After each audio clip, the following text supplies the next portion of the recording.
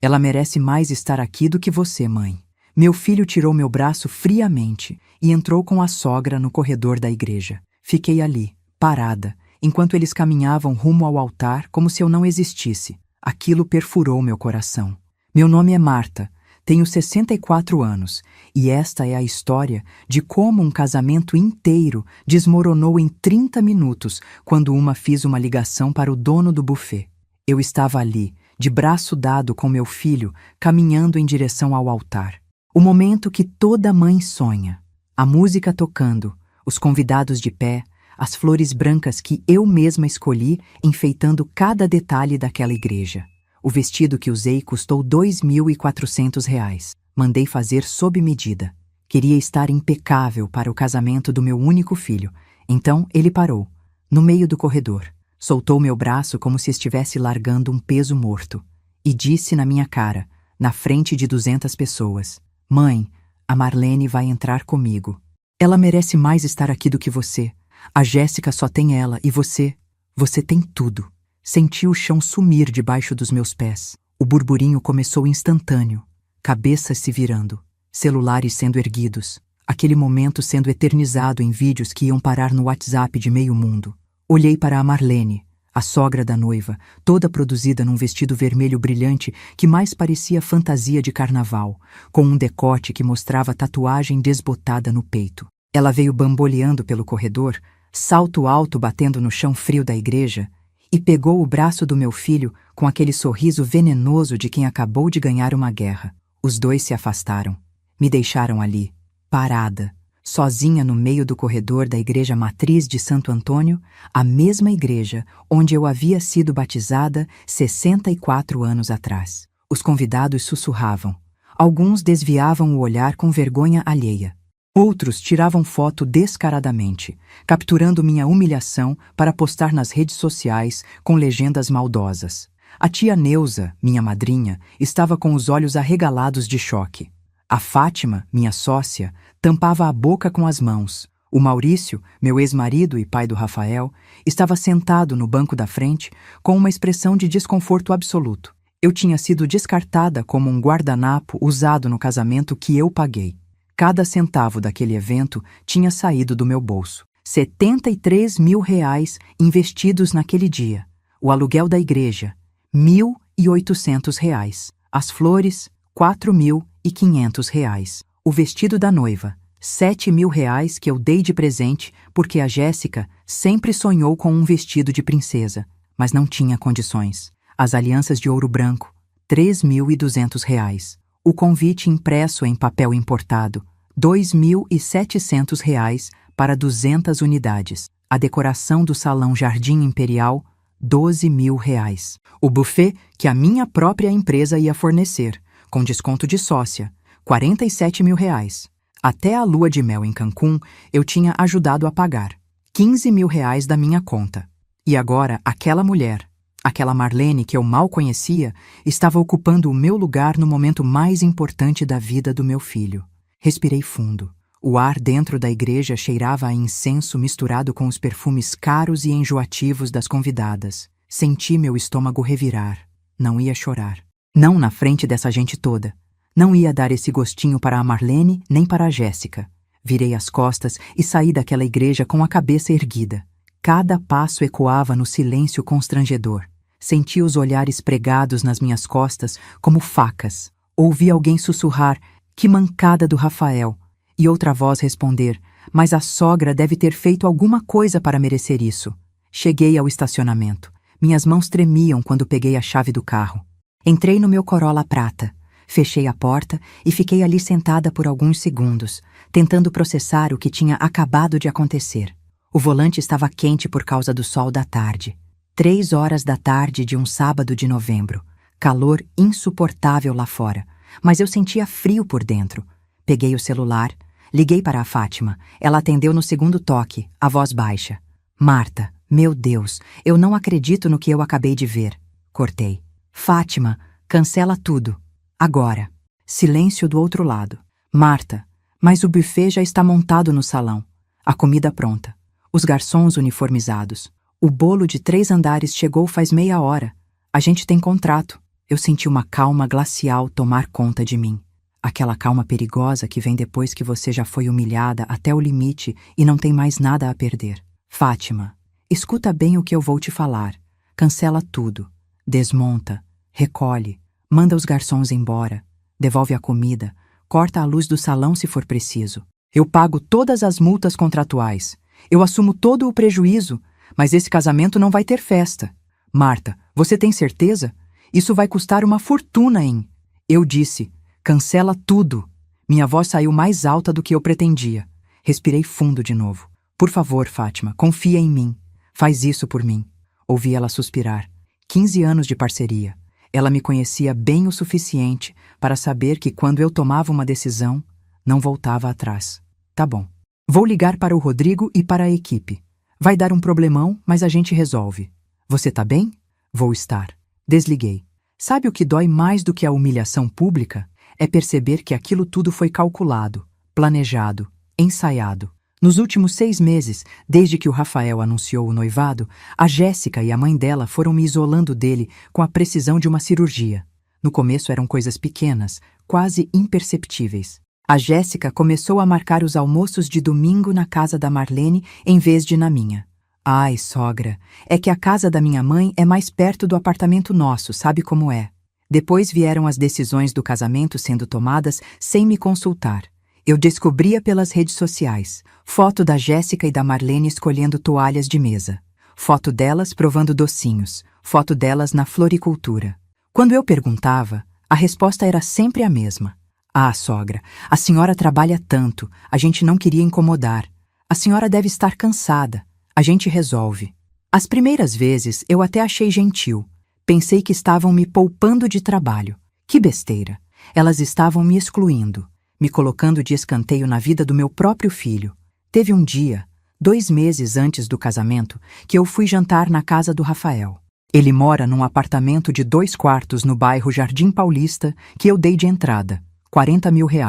Quando cheguei, a Marlene já estava lá, sentada na cabeceira da mesa, no lugar onde eu sempre sentava quando ia jantar com meu filho. A Jéssica serviu lasanha. A Marlene falou o jantar inteiro sobre como ela tinha criado a Jéssica sozinha, como tinha sido difícil, como ela era pai e mãe. Lançava olhares para mim enquanto falava, como se estivesse competindo, como se quisesse provar que ela tinha sofrido mais, sacrificado mais, amado mais. Eu fiquei quieta, comi minha lasanha requentada que estava com a massa dura, ajudei a lavar a louça, fui embora cedo. No caminho de casa, chorei pela primeira vez. Não de raiva, de tristeza mesmo. Aquela tristeza pesada de quando você percebe que está perdendo alguém que você ama e não tem nada que você possa fazer para impedir. Mas eu ainda não tinha visto nada. 3 semanas antes do casamento, teve o chá de panela. A Jéssica alugou um salão pequeno, decorou com fitas cor-de-rosa e balões dourados. Chamou umas 50 mulheres. Eu cheguei pontualmente às 4 da tarde com meu presente. Um jogo de panelas alemãs de inox que custou R$2.900. Quando entrei, a Marlene estava sentada numa cadeira decorada com flores, ao lado da Jéssica. Tinha uma plaquinha escrita Mãe da Noiva na cadeira dela. E ao meu lado, uma cadeira comum, sem plaquinha, sem destaque, perdida no meio das convidadas. A prima da Jéssica veio me cumprimentar e disse, sem maldade, "Ah, a senhora é a sogra, né?" A Marlene estava comentando que a senhora é muito ocupada com a empresa, que quase não tem tempo para a família. Pronto, elas estavam espalhando a narrativa. Eu era a sogra workaholic, fria, distante. A Marlene era a mãe presente, amorosa, que sacrificou a própria vida pela filha. Nem importava que fosse mentira. Nem importava que eu tinha passado 20 anos acordando às 5 da manhã para trabalhar e ainda assim estar em todas as reuniões escolares do Rafael, em todos os jogos de futebol dele, em todas as apresentações de teatro da escola. Eu engolia seco, sentei na minha cadeira sem graça, sorri quando tinha que sorrir, bati palma quando tinha que bater. E no final, quando a Jéssica abriu os presentes, ela rasgou o papel do meu, olhou as panelas e disse: "Ah, que legal, sogra! Panelas! A gente precisava mesmo." Tom neutro, sem empolgação. Mas quando abriu o presente da Marlene, um porta-retrato vagabundo com uma foto das duas, Ela chorou, abraçou a mãe. Disse que era o presente mais especial de todos. R$ 2.900 em panelas alemãs perderam para um porta-retrato de R$ 20. Fui embora daquele chá de panela com um nó na garganta que não passava nem com água. Mas o pior ainda estava por vir. Na semana do casamento, eu estava resolvendo os últimos detalhes com a Fátima, no escritório da nossa empresa. A Encantos em Sabores. A gente tem um negócio há 15 anos. Começou pequeno, fazendo buffet para aniversários de 50 pessoas. Hoje a gente atende casamentos de 500 convidados, eventos corporativos, formaturas. Faturamos em média R$ 120.000 por mês. É uma empresa sólida, respeitada, fruto do meu suor e da minha dedicação.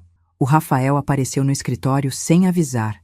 Estava nervoso, andando de um lado para o outro. Fátima percebeu a tensão e deu uma desculpa para sair da sala. Mãe, preciso falar uma coisa com você. Meu coração apertou. Fala, filho. Ele respirou fundo. A Jéssica, ela pediu uma coisa, e eu prometi para ela. Que coisa? Ela quer que a mãe dela entre comigo na igreja. Senti como se tivessem jogado um balde de água gelada em mim. Como assim? Eu sou sua mãe, Rafael. Eu entro com você. Sempre foi assim. É tradição. Eu sei, mãe, mas a Jéssica tá dizendo que a Marlene nunca teve esse momento.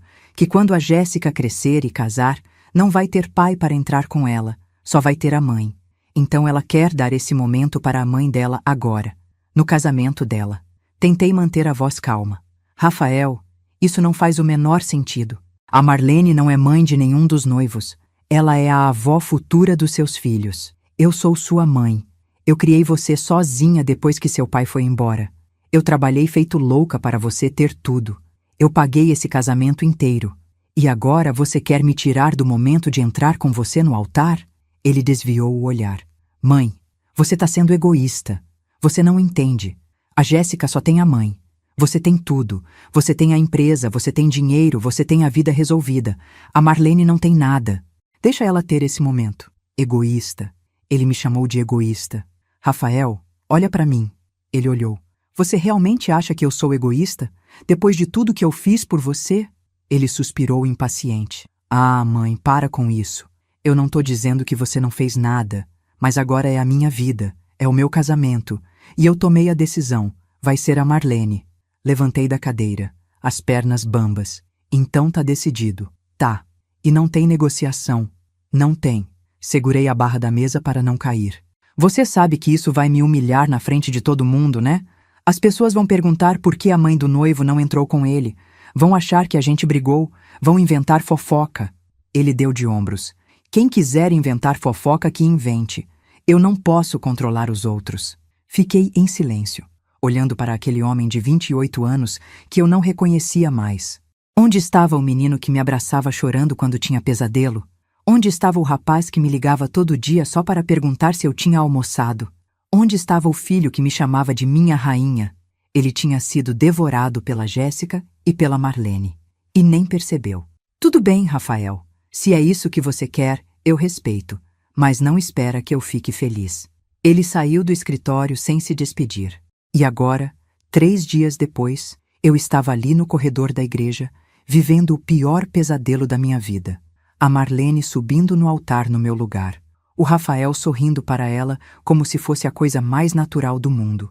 A Jéssica toda emocionada, enxugando lágrima de crocodilo. Os padrinhos constrangidos. Os convidados filmando tudo. E eu sendo expulsa da minha própria história. Mas sabe o que eles não sabiam? Que eu não era uma mulher que abaixava a cabeça. Que eu tinha construído uma empresa do zero. Que eu tinha enfrentado fornecedor machista, cliente abusivo, crise econômica, pandemia. Que eu não ia deixar barato. Sentada dentro do carro no estacionamento da igreja, abri o aplicativo do banco no celular. Minha conta corrente, saldo de R$ 234.000. Fui direto nas transferências agendadas. Transferência para o buffet, Encantos em Sabores, minha própria empresa, mas a transação era entre contas diferentes. R$ 47.000, agendada para ser processada às 15 horas daquele dia. Cancelei.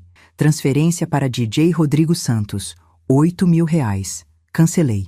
Transferência para Floricultura Jardim das Flores. Arranjos extras que eu ia pagar.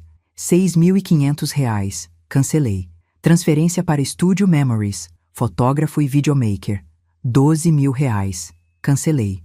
No total, R$ 73.500 bloqueados. Cliquei em confirmar. O sistema pediu minha senha. Digitei.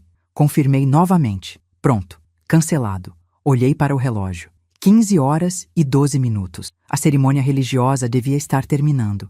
Eles deviam estar saindo da igreja agora, sob chuva de arroz, indo para o salão Jardim Imperial, que ficava a 20 minutos dali. Chegariam lá por volta das 15h40. E aí iam ter uma surpresa. Liguei o carro e fui para casa. Dirigi no automático. Nem lembro do caminho. Cheguei no meu sobrado no bairro Perdizes 40 minutos depois. Entrei. Tirei aquele vestido caro, coloquei um roupão de algodão, fiz um chá de camomila, sentei na varanda dos fundos que dá para o jardim e esperei. Meu celular começou a tocar às 16h05. Era o Rafael. Ignorei. Tocou de novo. Ignorei de novo. Na terceira vez atendi. Mãe, o que você fez? Ele estava gritando. Voz desesperada. Barulho de confusão ao fundo. O buffet está desmontando tudo. Os garçons estão indo embora. As luzes do salão apagaram. A Fátima disse que você cancelou tudo. Você enlouqueceu? Eu tomei um gole do meu chá. Quentinho. Acalmava os nervos. Rafael, você disse que a Marlene merecia mais estar ao seu lado do que eu. Então agora você liga para ela. Pede para ela pagar o buffet. Pede para ela pagar o DJ. Pede para ela bancar a festa que eu estava pagando. Já que ela merece tanto, com certeza ela vai dar um jeito. Mãe, isso é loucura. Tem 200 pessoas aqui. A gente não tem dinheiro para pagar tudo isso agora. Você não pode fazer isso com a gente. Posso sim. E fiz. O dinheiro é meu. E eu decido onde eu gasto. Você tá fazendo escândalo. Tá destruindo o meu casamento. Senti uma raiva fria subir. Eu estou fazendo escândalo? Eu? E quando você me humilhou na frente de 200 pessoas na igreja, isso não foi escândalo? Quando você me trocou pela sogra da sua mulher, isso foi o quê? Elegância? Silêncio do outro lado. Só o barulho da confusão ao fundo. Gente falando alto. Alguém chorando. Mãe, por favor. Rafael, eu criei você sozinha. Seu pai foi embora quando você tinha 5 anos. Eu acordava às 5 da manhã para trabalhar e ainda assim estava em todas as reuniões da escola. Eu paguei colégio particular, paguei faculdade, paguei seu carro, dei os R$ 85.000 para você abrir sua loja. E hoje, no dia mais importante da sua vida, você me descartou como lixo. Então agora você se vira. Desliguei na cara dele. 2 minutos depois, o celular tocou de novo. Número desconhecido. Atendi. Dona Marta, pelo amor de Deus. Era a Jéssica. Voz chorosa, histérica. A senhora não pode fazer isso com a gente. Os convidados estão aqui, tão tudo esperando. A gente não tem como pagar tudo isso agora. Por favor. Respirei fundo. Imagem da Marlene sorrindo no corredor da igreja veio na minha cabeça. Jéssica, vocês passaram meses me humilhando, tirando o Rafael de mim, me excluindo das decisões, fazendo eu me sentir um estorvo.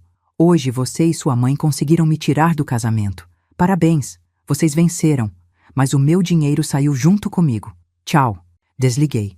Bloqueei o número. Fiquei sentada na varanda. O sol estava começando a se pôr, o céu ficando laranja, os passarinhos cantando, o cheiro de jasmim do jardim chegando suave. E eu, pela primeira vez em 6 meses, senti paz. Eles acharam que eu era fraca, que eu ia abaixar a cabeça e aceitar qualquer desaforo por amor ao meu filho. Erraram. Eu construí uma empresa sozinha nessa cidade competitiva. Eu aprendi a não precisar de homem para sobreviver. Eu sabia o valor que eu tinha. E se o meu próprio filho não sabia, ele ia aprender, do jeito mais doloroso possível. Antes de eu contar o que aconteceu depois, me diz uma coisa. Você acha que eu exagerei? Cancelar o buffet na hora foi longe demais ou era exatamente o que eles mereciam? Deixa sua opinião aqui nos comentários. Quero saber o que você faria no meu lugar. O celular não parou de tocar até eu desligar completamente. Deixei ele lá na sala, vibrando que nem possesso em cima da mesa de centro. Subi para o quarto. Tomei um banho demorado. A água quente descendo pelas minhas costas, levando embora o cheiro daquela igreja, o perfume enjoativo da Marlene, a sensação pegajosa de humilhação que grudava na minha pele. Quando saí do box, Me olhei no espelho embaçado. Quem era aquela mulher? 64 anos. Cabelo grisalho bem tratado, cortado na altura dos ombros, rugas ao redor dos olhos que contavam histórias de noites mal dormidas construindo uma empresa. Olheiras fundas de quem tinha chorado no travesseiro mais vezes do que gostaria de admitir, mas ainda assim, uma mulher inteira, de pé, respirando.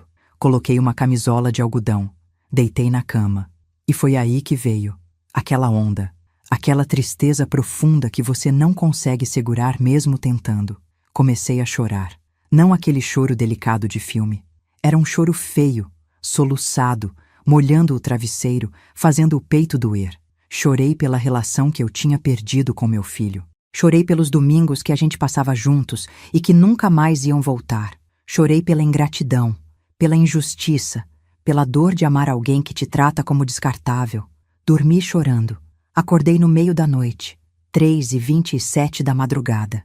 A casa silenciosa como um túmulo. Fui até a sala. Liguei o celular. 53 chamadas perdidas. 28 mensagens de WhatsApp. Abri as mensagens. Não respondi nenhuma. Só li. Rafael. Mãe, pelo amor de Deus, atende o telefone. Rafael. A festa virou uma vergonha. Não tinha comida. Os convidados foram embora com fome. A Marlene teve que pagar a conta do bar que ficou aberta. Ela tá surtando. Rafael. Você humilhou a gente na frente de todo mundo. Como você pôde? Jéssica. Dona Marta. A senhora destruiu o dia mais importante da minha vida. Jéssica. Nunca vou perdoar a senhora por isso. Marlene. Ela tinha conseguido meu número com alguém. Sua ressentida, invejosa. Não aceita que o filho cresceu e tem uma família nova.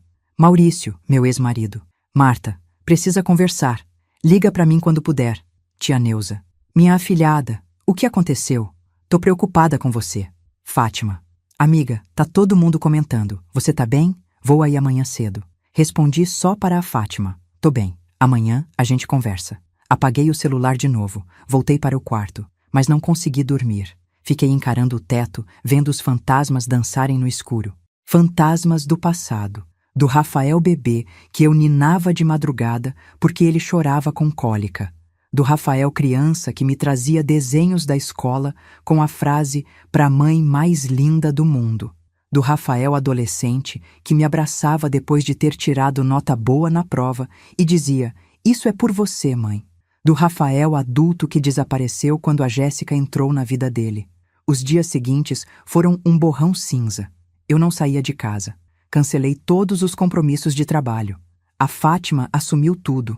Eu ficava de roupão, sem tomar banho direito, comendo mal, torrada com manteiga, chá requentado, um pedaço de queijo. Emagreci 3 quilos em uma semana. O Maurício apareceu no 5º dia. Tocou a campainha. Pensei em não atender, mas ele insistiu. Gritou lá de fora. Marta, eu sei que você tá aí. Abre. Precisa conversar. Abri a porta. Ele entrou. Olhou para mim com aquela expressão de quem está preocupado, mas tentando disfarçar. Você tá com uma cara péssima. Obrigada. Sempre gentil. Não tô criticando. Tô preocupado. Sentamos na sala. Fiz café. Ele aceitou. A gente ficou em silêncio por alguns minutos. Aquele silêncio desconfortável de quem dividiu 12 anos de casamento e agora não sabe mais como conversar. Marta, o que você fez foi pesado. E o que o Rafael fez comigo não foi? Ele suspirou. Foi. Claro que foi. Eu vi. Eu tava lá na igreja. Fiquei com vergonha do nosso filho. Mas você destruir a festa, isso foi longe demais. Senti a raiva subir de novo. Longe demais? Longe demais? Eu paguei 73 mil reais naquele casamento, Maurício. 73 mil reais do meu suor, do meu trabalho, da minha empresa. E o meu filho me trocou pela sogra da mulher dele na frente de todo mundo. E eu que fui longe demais? Eu não tô defendendo o Rafael. Ele errou. Errou feio. Mas você é a mãe. Você é adulta. Você tinha que ter sido a mais madura. Levantei. Sabe de uma coisa, Maurício? Quando você foi embora e me deixou sozinha com um filho de 5 anos, eu não fui atrás de você cobrando maturidade. Eu simplesmente assumi a responsabilidade e criei o Rafael sozinha. Então não vem me dar lição de moral agora. Ele abaixou a cabeça. Desculpa, você tem razão. Sentei de novo, mais calma. Como o Rafael tá mal. A Jéssica tá cobrando ele, dizendo que a culpa é dele por ter deixado você controlar o casamento. A Marlene tá ligando todo dia cobrando os R$ 4.200 que ela gastou no bar. R$ 4.200? Nossa, beberam, hein? Whisky importado. Ela achou que você ia pagar no final. Quando descobriu que não, já era tarde. A conta já estava feita. Quase sorri, quase. E como ela vai pagar? Pegou empréstimo com um agiota. Agora eu sorri. De verdade, não de felicidade, de justiça poética. Então ela vai pagar juros, altos, 30% ao mês. Fiz as contas mentalmente. Em 3 meses, aqueles R$ 4.200 iam virar quase 8.000. Em 6 meses, 15.000. A Marlene tinha se afogado na própria ganância. E o Rafael? Ele tem dinheiro para ajudar ela? Maurício fez que não com a cabeça. Ele tá quebrado. Gastou todas as economias no casamento. Tinha juntado R$ 22.000. Gastou tudo. Aluguel do salão, taxa da igreja, o vestido da Jéssica que você pagou parte, mas ele completou, a lua de mel que você ajudou, mas ele também colocou dinheiro. E agora a Marlene tá cobrando ele pela conta do bar. Ele não sabe o que fazer. Fiquei em silêncio. Parte de mim sentia pena, mas a parte maior sentia alívio.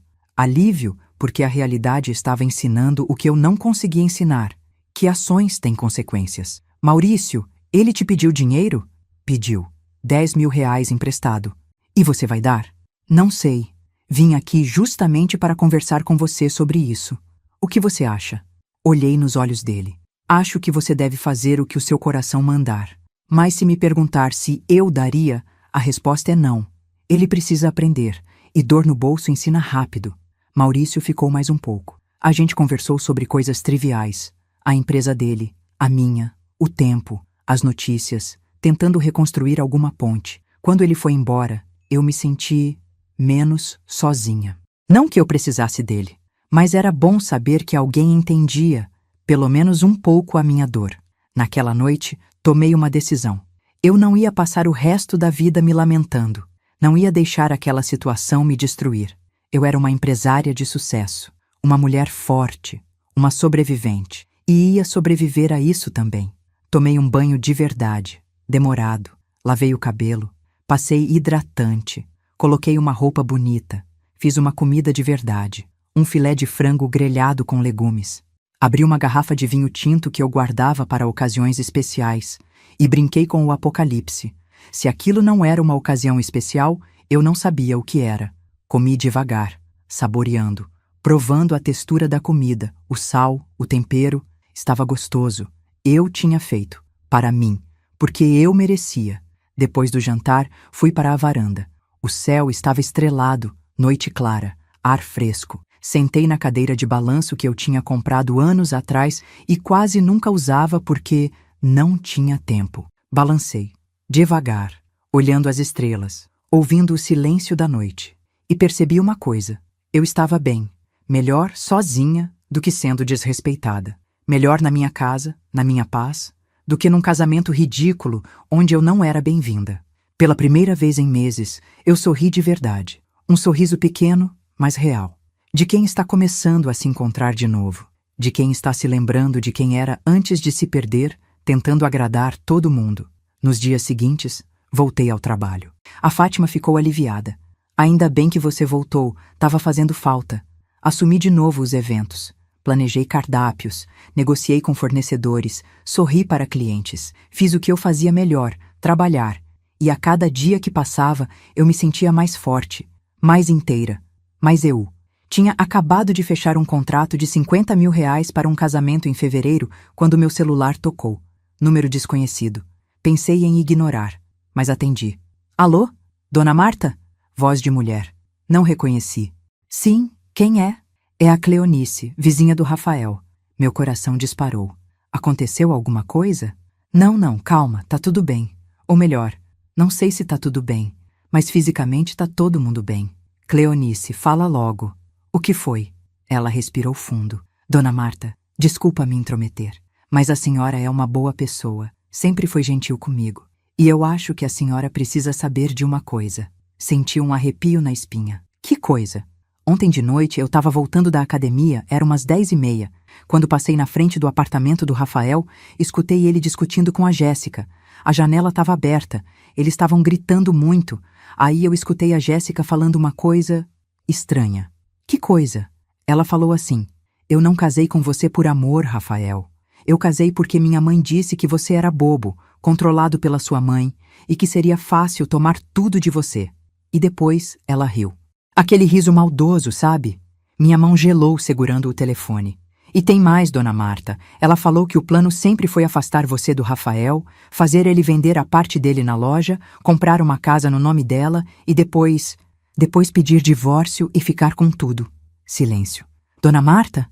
A senhora tá aí? Tô. Obrigada, Cleonice. Obrigada por me contar. Eu acho que a senhora merecia saber.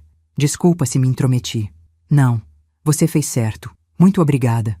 Desliguei.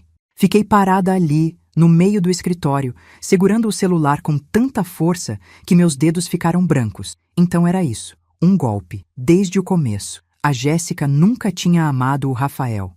Era tudo armação.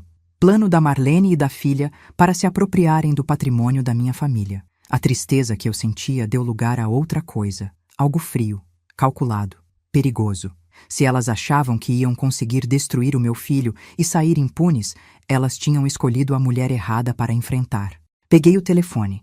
Liguei para o melhor advogado que eu conhecia. Doutor Henrique? É a Marta. Preciso contratar seus serviços. Urgente. A ligação com o Dr. Henrique mudou tudo. Ele é um advogado especializado em direito de família e fraudes patrimoniais. A gente já tinha trabalhado junto em alguns casos onde clientes meus tinham problemas com contratos. Ele era sério, meticuloso e não tinha medo de sujar as mãos quando necessário. Marquei uma reunião no escritório dele para o dia seguinte. Cheguei pontualmente às 9h. A secretária me ofereceu café. Aceitei. Precisava de cafeína para processar tudo o que estava acontecendo. Dr. Henrique entrou na sala 5 minutos depois. Cabelos grisalhos, óculos de grau, terno impecável. Apertamos as mãos, sentamos. Dona Marta, pelo telefone a senhora disse que é urgente. Me conte o que está acontecendo. Contei tudo, do começo ao fim. O noivado, o isolamento gradual, a humilhação na igreja, o cancelamento do buffet e, principalmente, a ligação da Cleonice contando sobre a conversa que ela tinha escutado entre Rafael e Jéssica. Ele foi anotando tudo num bloco. Quando terminei, ele tirou os óculos, limpou as lentes com um paninho, colocou de volta e me olhou seriamente. Dona Marta, isso que a senhora está me descrevendo tem nome. Golpe do baú. Golpe do baú? Exatamente. É quando uma pessoa se casa com outra visando exclusivamente o patrimônio. É mais comum do que a gente imagina. Normalmente, envolve manipulação psicológica, afastamento da família de origem e, eventualmente, apropriação de bens através de vendas forçadas, procurações falsas ou mesmo divórcio estratégico. Senti meu estômago revirar. E o que a gente pode fazer? Primeiro, precisamos de provas. Muito embora a vizinha tenha escutado essa conversa, testemunho verbal isolado não é suficiente. Precisamos de evidências concretas, documentos, gravações, movimentações financeiras suspeitas. A senhora tem acesso às contas bancárias do seu filho? Não, mas eu conheço pessoas que podem conseguir informações. Ele levantou uma sobrancelha. Dona Marta, eu preciso deixar claro, tudo o que formos fazer tem que ser legal. Eu não posso participar de nada que envolva invasão de privacidade ilegal ou... Entendo, doutor. Não se preocupe. Eu tenho meus métodos. Ele me olhou por alguns segundos. Decidiu não perguntar. Certo. Então sugiro o seguinte. Primeiro, a senhora tenta reunir o máximo de informações possível. Movimentações bancárias, conversas, e-mails, mensagens. Qualquer coisa que possa indicar que houve premeditação nesse golpe. Segundo, eu vou investigar a ficha da Jéssica e da mãe dela. Ver se elas têm histórico de processos, dívidas, tentativas anteriores de golpes. Terceiro, a gente monta uma estratégia para proteger o patrimônio do seu filho. Como assim proteger? Seu filho tem bens, carro, parte de empresa? Ele tem a parte dele na loja de material de construção que a gente abriu juntos há 3 anos. Investi R$85 mil para montar. Ele tem 49% da sociedade. Eu tenho 51% e tenho o carro dele, um Honda Civic que tá no nome dele. Dr. Henrique anotou. Essa sociedade é formalizada? Tem contrato social registrado? Tem. Tudo certinho. Ótimo. Então a parte dele na empresa está protegida por contrato. A Jéssica não pode forçar a venda sem sua autorização, já que a senhora é a sócia majoritária. Mas o carro é vulnerável. Se ele for pressionado, pode vender e dar o dinheiro para ela. E o que eu faço? Conversa com seu filho, alerta ele, mas sem parecer controladora. Você precisa plantar a semente da desconfiança na cabeça dele de forma que ele chegue às próprias conclusões. Saí do escritório do doutor Henrique com uma lista de tarefas. Primeira tarefa: conseguir informações sobre movimentações financeiras. Segunda tarefa: investigar o passado da Jéssica e da Marlene. Terceira tarefa: conversar com o Rafael sem afastá-lo mais. Comecei pela investigação. Liguei para o Reinaldo, um amigo antigo que trabalhava como investigador particular. A gente tinha se conhecido há anos, num caso de infidelidade conjugal envolvendo um cliente meu. Ele era discreto, eficiente e não fazia perguntas desnecessárias. Reinaldo, preciso de um favor. Marta, quanto tempo? Que bom ouvir sua voz. Como vai? Vou bem. Olha, preciso que você investigue 2 pessoas para mim. Jéssica Moreira da Silva e Marlene Moreira, mãe e filha. Que tipo de investigação? Tudo. Histórico financeiro, processos judiciais, antecedentes, onde trabalham, com quem se relacionam, se já aplicaram golpes antes. Tudo. Entendi. Isso vai custar em torno de R$ 5.000. O trabalho leva de 2 a 3 semanas. Feito. Quanto antes, melhor. Passei os dados que eu tinha. CPF da Jéssica que eu tinha guardado dos documentos do casamento. Endereço, telefone. Reinaldo disse que entraria em contato assim que tivesse informações preliminares. Enquanto esperava, decidi investigar por conta própria. Criei um perfil falso no Instagram. Foto de uma mulher jovem e bonita que peguei de um banco de imagens. Nome falso: Camila Ferreira. Comecei a seguir a Jéssica. 2 dias depois, ela a aceitou. Perfil aberto. Jackpot. Passei horas olhando as fotos dela, as legendas, os comentários, e encontrei algo interessante. Nas fotos antigas, antes de conhecer o Rafael, ela sempre postava frases do tipo: dinheiro não traz felicidade, mas eu quero descobrir por conta própria. Nasci pobre, mas não vou morrer pobre. Mulher esperta casa com carteira, não com coração. Deletou essas fotos depois do noivado. Mas a internet não esquece. Fui no Wayback Machine, aquele site que guarda versões antigas de páginas. Consegui recuperar algumas postagens. Printei tudo. Depois fui investigar a Marlene. Encontrei o perfil dela, também aberto, fotos dela no salão de cabeleireiro onde trabalhava e nos comentários uma pérola. Uma amiga da Marlene tinha comentado numa foto: arrasou Mari. Agora que a Jéssica fisgou o boyzinho, vocês vão viver bem, hein? E a Marlene tinha respondido com emojis de risada e dinheiro. Printei. 2 semanas depois, Reinaldo me ligou. Marta, tenho o relatório. Posso levar aí na sua casa? Pode sim. Hoje à noite? Perfeito. Chego às 7. Ele chegou pontualmente. Entrou. Sentamos na sala. Ele abriu uma pasta. Começou a folhear documentos. Então, aqui está o que eu descobri sobre Jéssica Moreira da Silva e Marlene Moreira. Segura o copo porque não é bonito. Senti um frio na barriga. Fala. A Jéssica tem 26 anos. Trabalha como manicure num salão popular no bairro Campo Limpo. Ganha, em média, R$ 1.200 por mês. Mora, ou melhor, morava com a mãe num apartamento alugado de 2 quartos. Aluguel de R$ 900. Não tem carro, não tem imóveis, não tem investimentos, mas tem dívidas. Que tipo de dívidas? Cartão de crédito, 3 cartões no limite, total de R$ 18.000 devendo. Entrou no nome sujo do Serasa em janeiro deste ano. Anotei tudo. E a Marlene? Marlene Moreira, 48 anos, cabeleireira. Trabalha num salão pequeno, também no Campo Limpo. Ganha em torno de R$ 2.000 por mês. Aluga o mesmo apartamento com a filha. Tem um carro velho, um Gol 2008, mas está financiado e atrasado. Deve R$ 11.000 do financiamento. Também tem dívidas de cartão, R$ 14.000. E aqui fica interessante. Ela teve um processo em 2019 por apropriação indébita. Meu coração pulou. Apropriação indébita? Isso. Ela trabalhava como diarista na casa de uma senhora idosa no Morumbi. A senhora tinha dado uma procuração para ela ir ao banco pagar contas. A Marlene usou a procuração para sacar R$ 23.000 da conta da idosa. A família descobriu, processou. Ela devolveu parte do dinheiro, R$ 12.000, e entrou num acordo para pagar o restante parcelado. Tem uma sentença transitada em julgado. Ela é tecnicamente fichada.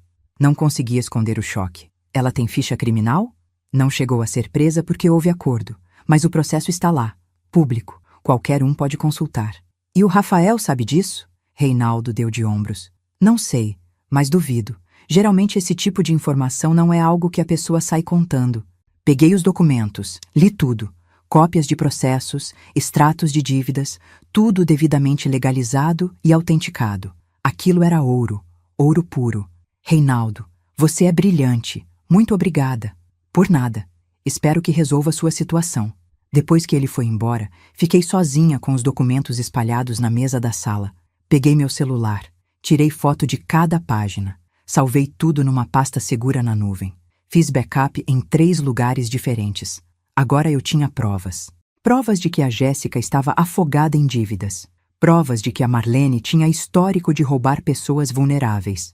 Provas de que as duas viviam numa situação financeira desesperadora antes do Rafael entrar na vida delas. A peça do quebra-cabeça estava se encaixando. No dia seguinte, liguei para o Dr. Henrique. Doutor, consegui as informações. Excelente. Vem aqui amanhã. A gente monta a estratégia. Na reunião, mostrei tudo.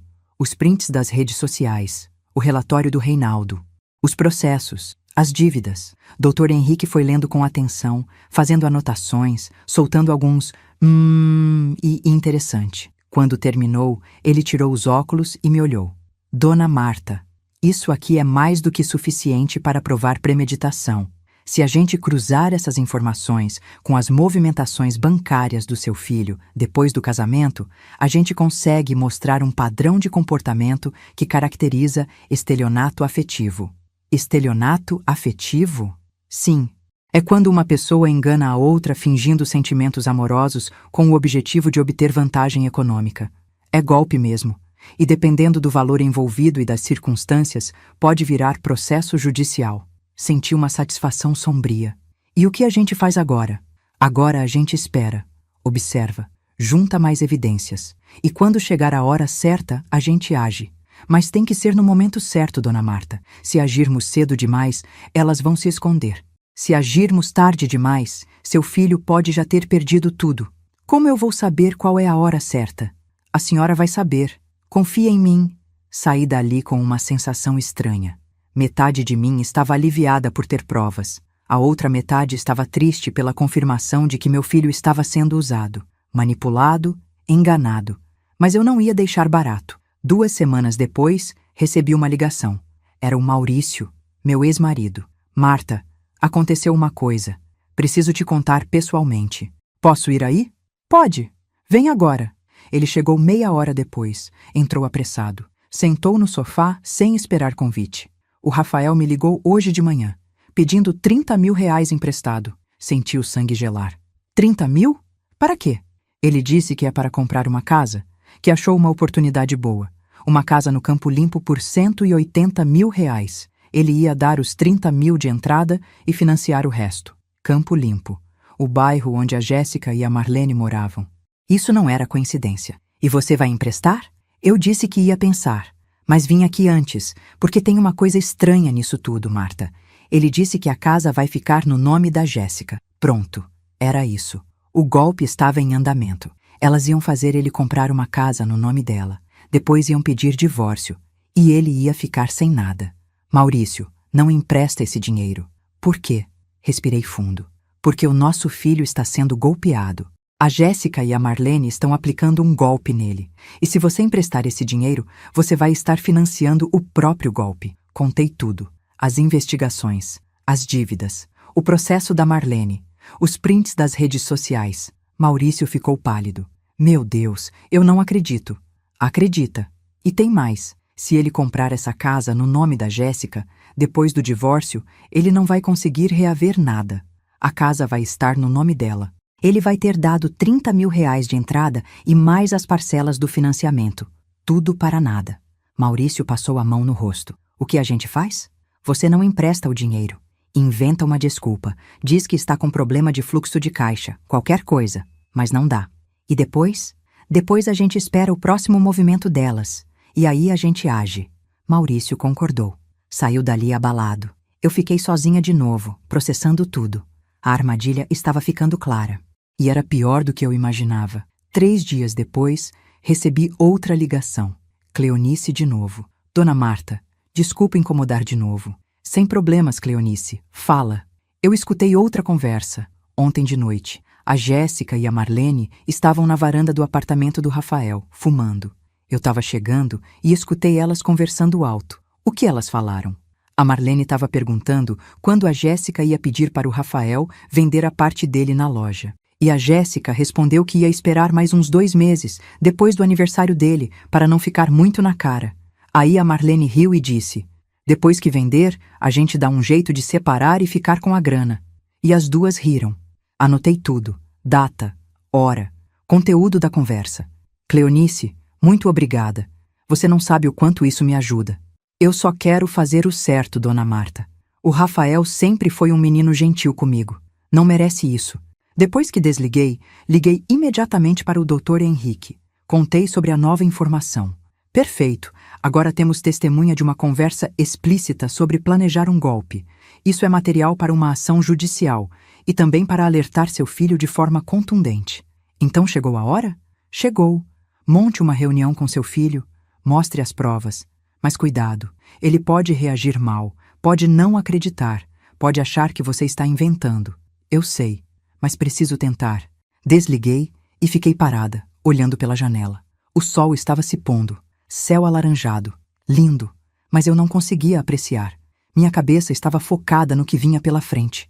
Era a hora do confronto. Peguei o telefone, liguei para o Rafael. Pela primeira vez em quase 2 meses, desde o casamento. Ele atendeu na 3ª chamada. Mãe? Oi, filho. Precisa conversar comigo, pessoalmente. É importante. Silêncio. Sobre o quê? Sobre sua vida. Sobre seu casamento. Sobre coisas que você precisa saber. Mãe, se é para criticar a Jéssica de novo, eu não... Rafael. Minha voz saiu firme. Não é crítica. São fatos, informações que eu consegui e que vão mudar a forma como você vê sua situação. Vem aqui em casa amanhã, 7 da noite, sozinho. Sozinho? A Jéssica não pode vir? Não, é só eu e você, como antigamente. Outro silêncio, mais longo. Tá bom, eu vou. Desliguei. Meu coração estava acelerado. Amanhã seria o dia. O dia que eu ia abrir os olhos do meu filho. O dia que eu ia mostrar para ele a verdade. E torcer para que não fosse tarde demais. Passei o dia inteiro preparando. Organizei todos os documentos em pastas separadas. Pasta número 1. Relatório do investigador sobre as dívidas da Jéssica e da Marlene. Pasta número 2. Processo judicial da Marlene por apropriação indébita. Pasta número 3. Prints das redes sociais com as postagens antigas da Jéssica sobre casar por dinheiro. Pasta número 4. Anotações das conversas que a Cleonice tinha escutado, com datas e horários. Coloquei tudo em ordem cronológica. Preparei cópias. Guardei os originais num cofre. Não ia dar chance para ninguém destruir as provas. Às 6:30 da tarde, comecei a preparar um jantar simples. Nada de buffet elaborado. Queria algo acolhedor. Algo que lembrasse os tempos em que era só eu e o Rafael. Fiz estrogonofe de frango, aquele que ele adorava quando era criança. Arroz branco, batata palha, salada. Às 7 em ponto, a campainha tocou. Respirei fundo. Abri a porta. Rafael estava ali, de pé, com uma expressão entre desconfiada e curiosa. Ele tinha emagrecido, olheiras fundas, a barba por fazer, roupas amarrotadas. Não parecia o rapaz bem cuidado de sempre. Oi, mãe. Oi, filho. Entra. Ele entrou. Ficou parado na sala, sem jeito, como se estivesse visitando a casa de uma estranha. Senta. Fiz janta. Seu favorito. Ele cheirou o ar. Reconheceu o cheiro. Um lampejo de emoção passou pelo rosto dele. Strogonoff. Isso. Vem. Vamos comer primeiro. Depois a gente conversa. Sentamos à mesa. Servi os pratos. Comemos em silêncio por alguns minutos. Ele devorou a comida. Devia estar com fome de verdade. Até repetiu: "Tá bom, mãe. Como sempre. Obrigada." Depois que terminamos, levei os pratos para a pia. Voltei para a sala. Ele estava sentado no sofá, mexendo no celular. Olhei para a tela de relance. WhatsApp, conversando com a Jéssica. Ela perguntando onde ele estava. Ele respondendo: "Na casa da minha mãe." "Rafael, desliga o celular." Ele olhou para mim. "Por quê?" "Porque o que eu vou te mostrar agora requer sua atenção total, e não quero interrupções." Ele hesitou, mas desligou. Colocou o celular no bolso. Sentei na poltrona em frente a ele. Coloquei as pastas na mesa de centro entre nós. "Filho, nos últimos 2 meses, desde o casamento, muita coisa aconteceu. Você me humilhou. Eu cancelei o buffet. A gente se afastou. Foi doloroso para os dois. Mas eu preciso que você saiba que o que eu vou te mostrar agora não é vingança. Não é mágoa. É preocupação de mãe. É proteção. Tá?" Ele acenou com a cabeça, desconfiado. Abri a primeira pasta. Tirei o relatório do investigador. "Você sabia que a Jéssica tem 18 mil reais de dívida em cartões de crédito?" Ele arregalou os olhos. "Como você sabe disso?" "Eu investiguei. E antes que você surte, tudo o que eu fiz foi legal. Informações públicas, disponíveis para qualquer cidadão consultar. Olha-o aqui." Mostrei os documentos. 3 cartões no limite. Nome sujo no Serasa desde janeiro. "Ela nunca te contou isso?" Rafael pegou os papéis. Leu. A expressão dele foi mudando, de choque para confusão. Ela disse que tinha umas dívidas pequenas, mas não sabia que era tanto." "E você sabia que a Marlene, a mãe dela, tem 14 mil reais de dívida? E que o carro dela está com 11 meses de atraso no financiamento?" Ele balançou a cabeça, incrédulo. "Não, ela nunca falou nada disso." Abri a segunda pasta. "E você sabia que a Marlene tem um processo judicial por apropriação indébita? Ela roubou 23 mil reais de uma senhora idosa onde trabalhava como diarista. Está tudo aqui. Sentença transitada em julgado." Coloquei os documentos na frente dele. Rafael pegou, leu, empalideceu. "Meu Deus! Ela devolveu só parte do dinheiro. 12 mil reais. O restante ela entrou num acordo para pagar parcelado. Seu filho está casado com a filha de uma mulher que tem histórico de roubar pessoas vulneráveis." Ele ficou em silêncio, olhando para os papéis como se não conseguisse processar. Abri a terceira pasta. "E tem mais. Olha isso aqui." Mostrei os prints das redes sociais da Jéssica, as postagens antigas. "Dinheiro não traz felicidade, mas eu quero descobrir por conta própria. Mulher esperta casa com carteira, não com coração." Rafael leu. Ficou vermelho. "Mas isso é antigo. Ela era jovem. Não significa que..." "Rafael." Minha voz saiu firme. "Para. Escuta. Eu sei que dói. Eu sei que você não quer acreditar. Mas tem mais. E isso é recente." Abri a quarta pasta. Peguei minhas anotações. Uma vizinha sua, a Cleonice, escutou 2 conversas da Jéssica e da Marlene. Na primeira, há 3 semanas, a Jéssica disse explicitamente que não casou com você por amor, que a mãe dela ensinou ela a fisgar o boizinho para viver melhor. Na segunda, há 3 dias, elas estavam planejando fazer você vender sua parte da loja e comprar uma casa no nome da Jéssica, depois do seu aniversário. E aí, depois que tiver a casa, pedir divórcio e ficar com tudo. O silêncio que caiu na sala era ensurdecedor. Rafael estava pálido, mãos tremendo, suando frio. Isso não pode ser verdade. "Filho, eu queria que não fosse, mas é. Todas essas informações são verificáveis. Eu contratei um investigador particular. Tudo legal, tudo documentado. E tem mais. Seu pai me contou que você pediu 30 mil reais emprestados para ele, para comprar uma casa, no Campo Limpo, no nome da Jéssica." Ele abaixou a cabeça. "É verdade. Ela disse que ia ser melhor assim, para não ter problema com o financiamento, que a renda dela é mais baixa e facilita a aprovação." "Rafael, escuta o que você está dizendo. Você ia dar 30 mil reais de entrada numa casa que não vai estar no seu nome. Se vocês separarem, essa casa fica com ela. Você perde tudo." Ele ficou em silêncio por longos segundos. Depois começou a chorar. Não aquele choro discreto. Era um choro de desespero, de quem percebe que foi enganado, usado, traído. "Eu sou um idiota completo. Levantei, fui até ele, sentei ao lado, coloquei a mão no ombro dele. Você não é idiota, filho. Você foi manipulado por pessoas muito experientes em fazer isso. A Marlene tem histórico. Ela já fez isso antes e ensinou a filha. Elas viram em você uma pessoa bondosa, de bom coração, com uma família estruturada e acharam que seria fácil controlar. Ele continuou chorando. Eu humilhei você na igreja, mãe, na frente de todo mundo, e era tudo mentira. Elas me usaram para te afastar, para me isolar, e eu caí feito um pato. Caiu, mas ainda dá tempo de consertar. Ele olhou para mim. Olhos vermelhos. Como? Respirei fundo.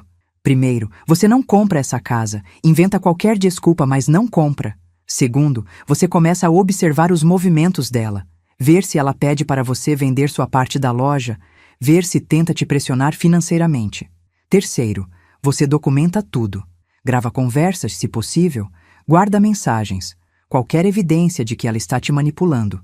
E quarto, quando tiver provas suficientes, você confronta. E se for preciso, pede divórcio. Mas eu casei faz 2 meses, mãe. Como eu vou pedir divórcio agora? Filho, é melhor pedir divórcio agora, perdendo pouco, do que daqui a 1 ano, perdendo tudo. Ele ficou pensativo, limpou as lágrimas. E se eu estiver errado? E se for tudo mal entendido? Peguei os documentos, coloquei na frente dele. Isso aqui não é mal entendido, Rafael. São fatos, números, processos judiciais, conversas gravadas por testemunha. Você pode fingir que não viu, pode ignorar. Mas aí você vai ser conivente com o próprio golpe. Ele pegou os documentos de novo, leu tudo, devagar, linha por linha. Quando terminou, olhou para mim. O que eu faço agora, mãe? Agora você vai para casa, age normal, não conta nada para ela, não deixa transparecer que sabe, e observa, espera ela dar o próximo passo, e quando der, você tem as provas que precisa. Ele acenou com a cabeça, levantou, ficou parado na sala, perdido. Mãe, desculpa, por tudo, pela igreja, por ter te tirado do casamento, por ter sido tão cego. Abracei ele, forte, apertado. Está perdoado, você é meu filho, eu sempre vou te proteger, mesmo quando você não quer ser protegido. Ele saiu dali destruído, mas pelo menos agora com os olhos abertos. Nos dias seguintes, ele me mandava mensagens contando o que estava acontecendo. A Jéssica tinha começado a pressionar sobre a casa. Falava todo dia. Quando você vai pedir o dinheiro para seu pai? A casa vai sair do mercado. A gente precisa decidir logo. Ele inventava desculpas. Meu pai está com problema de caixa. Vamos esperar mais um pouco. Não é o momento certo. A Jéssica ficava irritada. Fazia cena. Chorava. Dizia que ele não se importava com o futuro deles. Clássico comportamento manipulador. 1 semana depois, ela deu o passo que eu estava esperando. Pediu para ele vender a parte dele da loja. Rafael me ligou. Mãe, ela pediu. Exatamente como você disse. Falou que a gente precisa de dinheiro para investir no futuro, que a loja não dá tanto lucro, que seria melhor vender e aplicar em outra coisa. E você?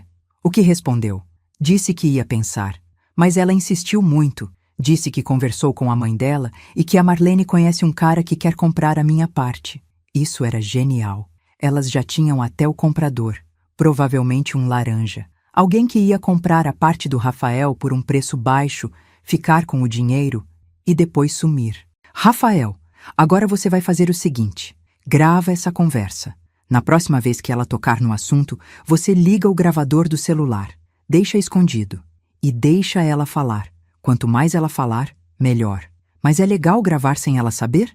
No Brasil, é legal gravar conversa da qual você participa, desde que seja para se defender. E você está se defendendo de um golpe. Então sim, é legal. 2 dias depois, ele me mandou o áudio. 15 minutos de conversa. A Jéssica praticamente confessando tudo, dizendo que a loja não valia nada, que ele estava preso naquela sociedade com a mãe, que precisava se libertar, que o cara da Marlene ia pagar 60 mil reais pela parte dele e que com esse dinheiro eles iam começar uma vida nova. 60 mil reais. A parte dele na loja valia no mínimo 120 mil reais. Elas iam fazer ele vender pela metade do preço. E ainda ficar com o dinheiro. Mandei o áudio para o Dr. Henrique. Ele ouviu. Respondeu. Isso é ouro. Com isso a gente fecha o cerco. Chegou a hora do confronto final. Marquei uma reunião na minha casa. Convidei o Rafael, a Jéssica e a Marlene. Disse que era para fazer as pazes, que eu tinha refletido e queria me reconciliar com a família. Elas aceitaram na hora. Claro, acharam que tinham vencido, que eu estava me curvando. O dia chegou. Sábado à tarde, 3 horas. Arrumei a casa. Preparei uns salgadinhos e suco. Nada muito elaborado. Coloquei os documentos dentro de um envelope pardo em cima da mesa da sala. E esperei. Às 3h05, a campainha tocou. Respirei fundo. Era a hora. Abri a porta. Rafael entrou primeiro. Atrás dele, a Jéssica, toda sorridente, de roupa nova. E por último, a Marlene, com aquele sorriso venenoso que eu conhecia tão bem. Oi, sogra. Que bom que a senhora chamou a gente. Tava com saudades. Jéssica tentou me abraçar. Eu deixei. Abraço frio, sem afeto. Entrem, sentem. Elas sentaram no sofá. Rafael ficou de pé, encostado na parede. Ele sabia o que vinha. Estava nervoso. Sentei na poltrona em frente a elas. Peguei o envelope pardo. Coloquei no colo. Bom, eu chamei vocês aqui porque precisamos conversar sobre algumas coisas. Coisas importantes. Sobre verdade, sobre respeito e sobre consequências. Jéssica olhou para a Marlene. A Marlene olhou para mim desconfiada. Que coisas, sogra! Abri o envelope. Tirei os documentos. Coloquei na mesa de centro, bem na frente delas. Essas coisas... Jéssica olhou para os papéis. Empalideceu. Marlene pegou um dos documentos. Começou a ler. Ficou branca. Vocês duas acham que eu sou idiota? Minha voz saiu calma, gelada. Acham que eu ia deixar vocês destruírem meu filho sem fazer nada? Silêncio. Jéssica, você tem 18 mil reais de dívida. Está com o nome sujo. Marlene, você tem 14 mil reais de dívida. E mais, você tem um processo judicial por roubo. Roubou 23 mil reais de uma senhora idosa. Está tudo aqui, documentado. Marlene tentou falar. Isso é invasão de privacidade. Você não pode... Posso sim. São informações públicas. Qualquer um pode consultar. E tem mais. Coloquei os prints das redes sociais na mesa. Jéssica, mulher esperta, casa com carteira, não com coração. Lembra dessa frase? Você postou há 2 anos, deletou depois que conheceu o Rafael, mas a internet não esquece. Jéssica estava tremendo. Eu era jovem, era brincadeira. Brincadeira? E isso aqui também é brincadeira? Peguei minhas anotações, li em voz alta. Eu não casei com ele por amor. Casei porque minha mãe disse que ele era bobo, controlado pela mãe, e seria fácil tomar tudo dele. Essas são suas palavras, Jéssica, escutadas por uma testemunha há 3 semanas. E tem mais. Depois que ele vender a loja, a gente dá um jeito de separar e ficar com a grana. O silêncio era de morte. Rafael saiu da parede. Ficou de pé ao meu lado. É verdade, Jéssica? Foi tudo mentira? Jéssica começou a chorar. Aquele choro falso, de crocodilo. Rafael, amor, não é assim. Sua mãe está distorcendo tudo. Ela quer nos separar. Para de mentir, ele gritou. Pela primeira vez na vida, eu vi meu filho gritar. Eu gravei, Jéssica. Eu tenho sua voz gravada pedindo para eu vender a loja por 60 mil reais, sendo que vale 120 mil. Eu tenho você dizendo que a gente ia começar uma vida nova com esse dinheiro. Ela ficou muda. Marlene tentou se levantar. A gente vai embora. Vocês são loucos. Senta. Minha voz saiu tão fria que ela congelou. Eu não terminei. Vocês duas aplicaram um golpe no meu filho, manipularam ele, isolaram ele de mim, planejaram roubar o patrimônio dele e acham que vão sair daqui como se nada tivesse acontecido? Não vão. O que você vai fazer? Marlene estava com medo agora. Real. Primeiro, o casamento acabou. Rafael vai entrar com pedido de divórcio na segunda-feira. Segundo, todas essas provas vão ser entregues para o advogado. Se vocês tentarem extorquir qualquer coisa dele, a gente processa por estelionato afetivo. Terceiro, a Marlene ainda tem dívida daquele roubo que cometeu. Se ela não pagar, o processo pode ser reaberto. E aí, prisão? E quarto, vocês duas vão sair da vida do meu filho e nunca mais vão encostar nele. Está claro? Jéssica estava chorando descontroladamente agora. Rafael, por favor. Ele desviou o olhar. Pega suas coisas e vai embora, Jéssica. Amanhã eu levo o resto das suas roupas na casa da sua mãe. A gente não tem mais nada para conversar. As duas saíram dali destruídas, humilhadas, derrotadas. Quando a porta fechou, Rafael desabou no sofá, colocou as mãos no rosto, respirou fundo. Acabou, mãe. Finalmente acabou. Sentei ao lado dele, coloquei a mão no ombro dele. Acabou, e agora você vai reconstruir sua vida. Melhor, mais forte, mais sábio. Ele olhou para mim. Como você conseguiu tudo isso? Sorri. Filho, eu não construí uma empresa do zero sendo boba. Quando alguém mexe com a minha família, eu não fico de braços cruzados. Ele abraçou, forte. Obrigado, mãe, por não ter desistido de mim. Nunca. Eu jamais ia desistir de você. Os dias seguintes foram uma mistura de alívio e reorganização. Rafael entrou com o pedido de divórcio na segunda-feira, como prometido. Casamento de 2 meses, sem filhos, sem bens em comum, já que a casa não tinha sido comprada. O processo seria rápido. A Jéssica tentou contestar. Pediu pensão alimentícia. O juiz negou. Ela não tinha provas de dependência econômica, já que trabalhava e morava com a mãe. Tentou pedir metade dos bens do Rafael. O advogado dela argumentou que durante o casamento ele tinha tido lucros na loja. O Dr. Henrique apresentou todas as provas do golpe. Os prints, as gravações, o testemunho da Cleonice. O juiz indeferiu o pedido dela. 0. Ela saiu do casamento exatamente como entrou. Sem nada. A Marlene tentou fazer ameaças. Ligou para o Rafael 2 vezes, dizendo que ia contar para todo mundo que ele era um marido abusivo e que tinha expulsado a esposa de casa. O Dr. Henrique enviou uma notificação extrajudicial alertando que qualquer difamação seria processada. Ela parou. 3 meses depois do confronto, recebi uma ligação da Cleonice. Dona Marta, a Jéssica se mudou. Ela e a mãe saíram do bairro. Acho que foram para o interior. Ouvi dizer que a Marlene estava fugindo do agiota. Aqueles R$ 4.200 que ela pegou emprestado para pagar o bar no casamento tinham virado uma bola de neve. Com juros de 30% ao mês, em 3 meses a dívida tinha quase triplicado. Ela devia agora quase R$ 12.000. E a agiota não perdoa a dívida. Rafael vendeu o carro, o Honda Civic que estava no nome dele. Conseguiu R$ 48.000. Pagou as dívidas que tinha feito tentando salvar aquele casamento ridículo. Ficou com uns R$ 15.000. Investiu em terapia, começou a fazer sessões semanais com uma psicóloga especializada em relacionamentos abusivos. Ele voltou a frequentar minha casa.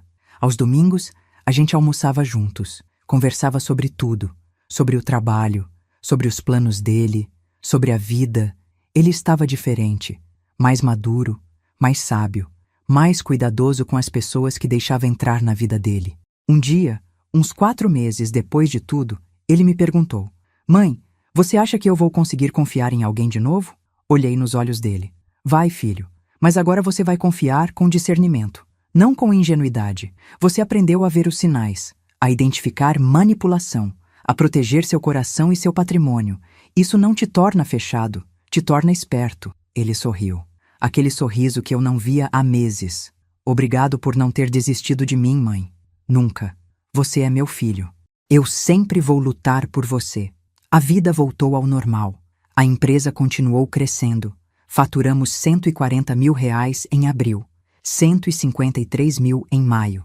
A gente contratou mais 2 funcionários, ampliou o espaço, comprou equipamentos novos. Rafael assumiu mais responsabilidades na loja de material de construção. Percebeu que tinha talento para a gestão. Começou a trazer ideias novas, promoções, parcerias com construtoras. A loja cresceu 20% no faturamento em 6 meses. Um dia, ele chegou na minha casa com uma notícia. Mãe, tem uma menina nova trabalhando na loja. Ela é do financeiro. Se chama Patrícia. A gente tem conversado bastante. Senti um frio na barriga, mas respirei fundo. E ela é tranquila, mãe. Trabalha, sustenta a mãe que é viúva, estuda administração à noite. Não tem dívidas, não tem segundas intenções. É real, sabe? Sorri. Então vai devagar, conhece ela bem. Não tem pressa, eu sei. Aprendi. 3 meses depois, ele me apresentou a Patrícia. Moça simples, educada, olhar sincero. Não tinha aquele brilho de interesse financeiro que a Jéssica tinha. Ela conversou comigo sobre trabalho, sobre estudos, sobre a mãe dela. Me tratou com respeito, sem bajulação, sem fingimento. Gostei dela. Hoje, quase um ano depois de tudo, estou aqui sentada na varanda da minha casa. O sol está se pondo, céu alaranjado, pássaros cantando. A vida segue. E eu estou em paz. Aprendi que amor de mãe não significa aceitar desrespeito. Aprendi que proteger um filho, às vezes, significa deixar ele cair para que ele aprenda a se levantar sozinho. Aprendi que dinheiro compra conforto, mas dignidade não tem preço. O Rafael me liga todo dia. Pergunta como eu estou. Conta sobre o dia dele, sobre a Patrícia, sobre os planos de expandir a loja. Ele cresceu, amadureceu, virou homem de verdade. E a Jéssica? A Marlene? Nunca mais ouvi falar. Sumiram. Provavelmente estão em algum lugar procurando a próxima vítima. Mas não foi meu filho. E nunca mais vai ser. Porque eu ensinei ele, do jeito mais duro possível. Mas ensinei. E se tem uma coisa que eu quero que vocês que estão me ouvindo entendam é isso. Nunca, nunca abaixem a cabeça para quem não valoriza vocês. Não importa se é filho, marido, nora, genro, amigo. Ninguém tem o direito de pisar na sua dignidade. E se pisarem, levantem, sacudam a poeira. E mostrem que vocês são maiores que qualquer humilhação. Porque no final do dia, o que importa não é quantas vezes você caiu. É quantas vezes você levantou. E eu levantei, mais forte, mais sábia e mais em paz comigo mesma do que nunca. E você? Já passou por algo parecido? Já teve que escolher entre seu amor e sua dignidade? Conta aqui nos comentários. Eu leio todos. E lembra, você não está sozinho. A gente tá junto nessa caminhada. Se essa história tocou seu coração, não esquece de se inscrever no canal, ativar o sininho para não perder as próximas histórias e compartilhar com aquela pessoa que precisa ouvir isso hoje. E olha ali na tela, já tem outra história incrível esperando por você. Vai lá conferir. Até a próxima. Fiquem em paz.